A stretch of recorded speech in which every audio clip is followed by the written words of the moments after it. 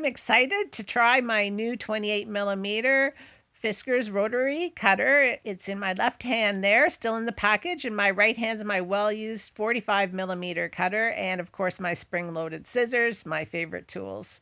So opening up this cutter, it looks so small, but it fits very comfortably in my hand, just like my other Fiskars products, and I am just blown away about how easy it cuts through my quilting fabric, and it just works like a charm against that ruler. I hardly had to put any pressure on the ruler.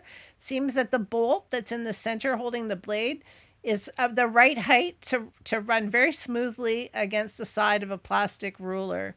I am really surprised. But that bolt also means that you're only going to be able to cut through about 1/4 of an inch or just under a centimeter of depth of fabric. So 2 layers of quilting cotton are not a problem.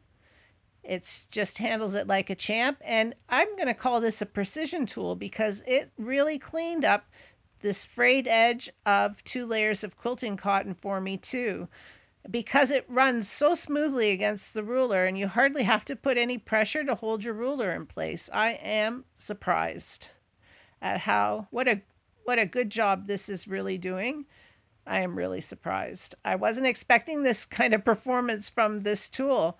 And the blade is super easy to change. You're just going to take that black bolt away and pull the nut with the orange cap through, and it's just one easy bolt to change the blade, and it just slides back in, and you just tighten up that black nut, and there you go.